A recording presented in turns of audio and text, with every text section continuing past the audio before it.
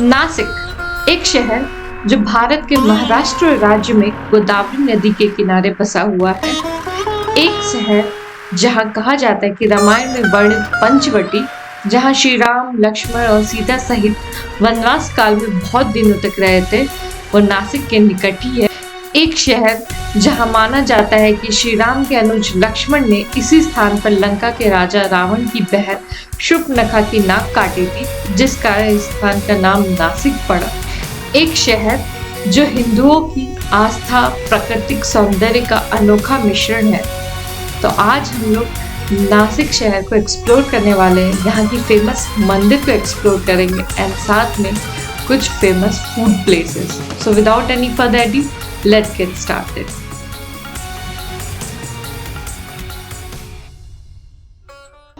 तो हम लोग जा रहे हैं रामकुंड की तरफ।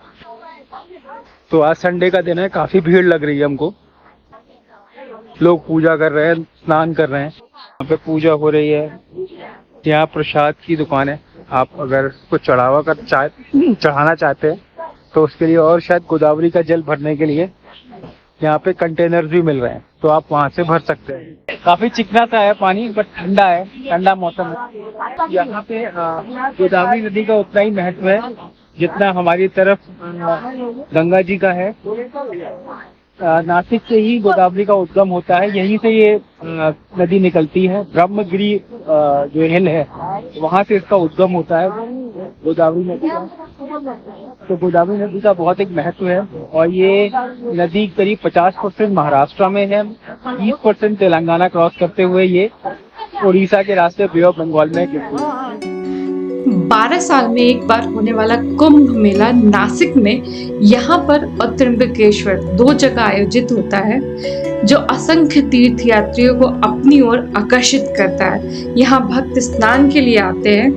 मान्यता है कि भगवान राम और उनकी पत्नी सीता ने वनवास के दौरान इस कुंड में स्नान किया था, और ये भी मान्यता है कि इस पवित्र कुंड में किसी मृतक की अस्थियां बहाने से उसकी आत्मा को मोक्ष की प्राप्ति होती है। एक बात और भी है कि नासिक वो जगह है जिसको हम हनुमान जी की जन्मभूमि के नाम से जानते हैं, और नासिक का जो नाम पड़ा है वो इसलिए है क्योंकि यहाँ पर ही लक्ष्मण जी ने शूर्पणखा की जो नाक काटी थी, इसलिए जिनको नासिक बोला जाता है, ऐसा मैंने कहीं पढ़ा है।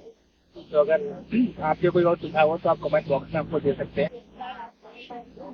इसके अलावा ये एक पूजा का काफी बड़ा एरिया क्षेत्र है, जहाँ पे लोग अपने पुत्रों का विसर्जन करने के लिए मेरे ख्याल से आते हैं, और उसी लिए वो लोग यहाँ पे अपने बालों या अपने बाल फुटाते हैं, वो भी यहीं पर ही होता है। तो बस दैट इज इट। आगे चलते हैं, और अगर और कोई जगह होती है यहाँ पे, कालाराम मंदिर जो आपको पता है, सीता गुफा हमको पता है, वहाँ हम जाएंगे। इसके अलावा और भी कोई जगह हमें मिलती है तो हम खुद भी दर्शन करते हैं और आपको भी दिखाते हैं। चलिए अब आगे मिलते हैं।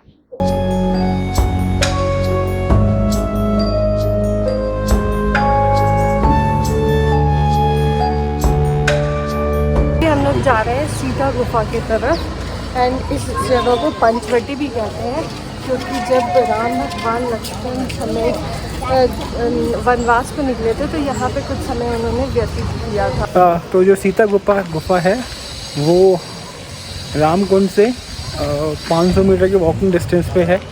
आप गूगल मैप के थ्रू वॉकिंग मोड पे जाके आप इजीली वहाँ की तरफ जा सकते हैं, और कालाराम मंदिर भी यहीं आसपास ही है। तो सीता गुफा से निकल के हम एक बार कालाराम मंदिर की तरफ भी जाएंगे।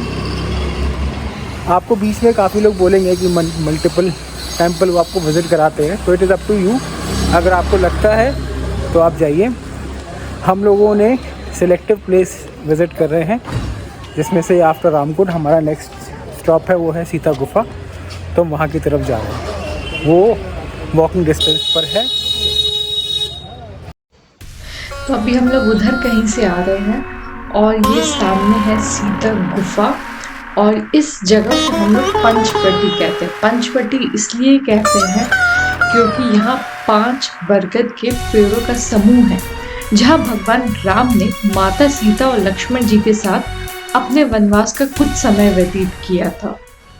यहाँ 5 पेड़ों की नंबरिंग भी की है। ये है पेड़ नंबर 1, इसके जस्ट सामने है पेड़ नंबर 2, उसके बगल में है पेड़ नंबर 3 और उसके सामने पेड़ नंबर 4 और 5वां नहीं मिल रहा है।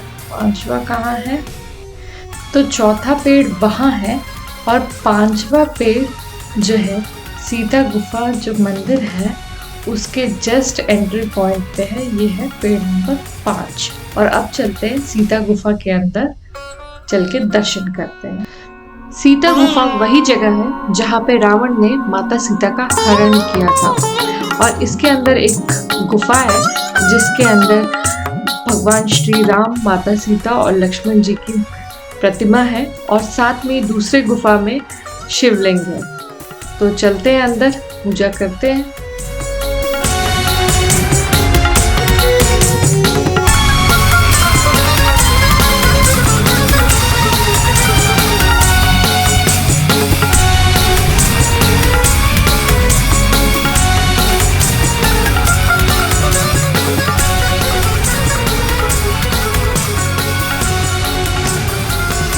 ये है सीता गुफा के सामने ही है सीता हरण सीता संसार एग्जीबिशन। 1 रुपये में एंट्री है, आप जा सकते हो। यहाँ पे बहुत सारे शॉप आपको मिल जाएंगे। यह है सीता गुफा और यहीं से अगर हम वापस जिस रास्ते पर आए थे उसी रास्ते पर अगर हम दोबारा निकलते हैं तो हम जाएंगे श्री कालाराम टेम्पल की तरफ। गोरे राम मंदिर, पर्णकुटी और यहीं पर ही है श्री कालाराम टेम्पल। तो हम यहाँ पीछे से आ रहे थे और हम 100 मीटर आगे चल के आए तो ये है श्री कालाराम टेम्पल। मैं आपको पूरा फ्रंट का एक बार व्यू दिखाता हूँ। तो ये है श्री कालाराम टेम्पल। पीछे थे गोरा राम। यहाँ जो राम भगवान की जो मूर्ति है वो काले रंग की है तो इसलिए इसको काला राम बोला जाता है। तो अब हम लोग एक बार मंदिर की तरफ अंदर जाते हैं और जितने दर्शन हम कर सकते हैं कैमरे के साथ हम आप लोग कराएंगे। अदरवाइज़ हमने क्या देखा हम आपको बाहर आके बताएंगे।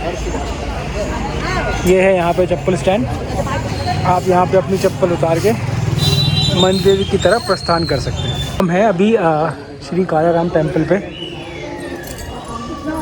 तो अंदर से कालाराम टेम्पल ये है, जो ये मेन मंदिर है। यहाँ की फ़ोटोग्राफ़ी अलाउड नहीं है तो जितने में फ़ोटोग्राफ़ी अलाउड है हम आपको दिखा रहे हैं। कालाराम मंदिर का इतिहास करीब 400 से 500 साल पुराना है और ये माना जाता है कि यहाँ पे गोदावरी नदी के तट पर काले रंग की जो इनकी राम भगवान की मूर्ति है वो मिली थी। और ये आस्था है कि राम भगवान, जिनको शरणागत वत्सल भी बोला जाता है, कि जो उनकी शरण में आता है वो उसकी हर प्रार्थना को पूरा करते हैं। तो सच्चे मन से अगर आप यहाँ आके पूजा करते हैं और कुछ मांगते हैं तो ये आस्था है कि वो आपकी जो प्रार्थना है वो पूरी होती है।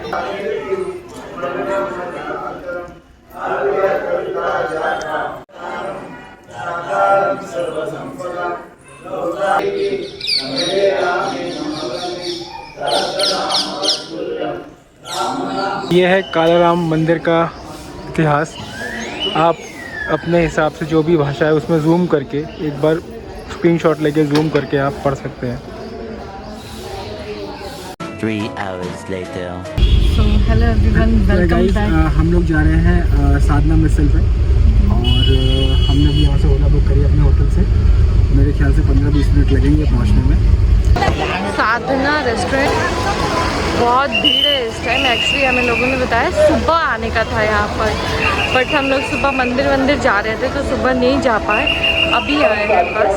और आप देख सकते हो दोपहर के 1:30 बज रहे हैं, उसमें कितनी भीड़ है। अंदर बैलगाड़ी भी चल रही है तो अंदर चलते हैं।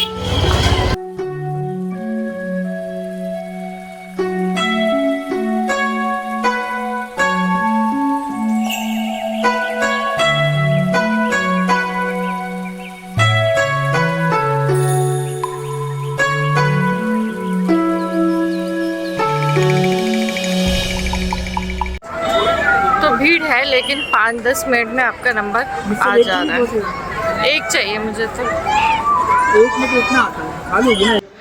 तो यहाँ का मेन्यू भी मैं आप लोगों के साथ शेयर कर देती हूँ, आप लोग पॉज करके चेक कर सकते हैं। और हमारा खाना आ चुका है, फुल मिसल देख के ही एकदम टेम्पटिंग सा लग रहा है। तो चलिए खा के बताते हैं कैसा है।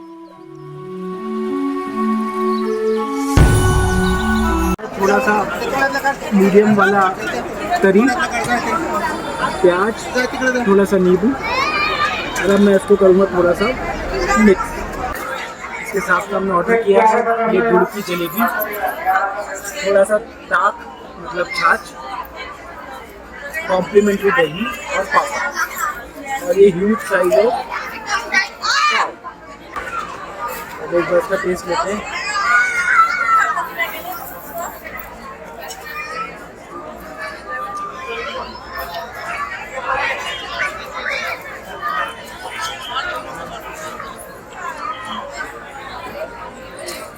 यूजी नाम नहीं कमाया है। तो आज का वीडियो मैं यहीं पे एंड करती हूँ। अगर आपको आज का वीडियो अच्छा लगा है तो please hit the like button, channel पे नए हैं तो सब्सक्राइब कीजिए और साथ में बेल आइकन को भी प्रेस कर लीजिए ताकि आपको सारे नोटिफिकेशंस मिलते रहें। मिलती हूँ मैं आपसे नेक्स्ट वीडियो में। Till then stay tuned and thanks for your time.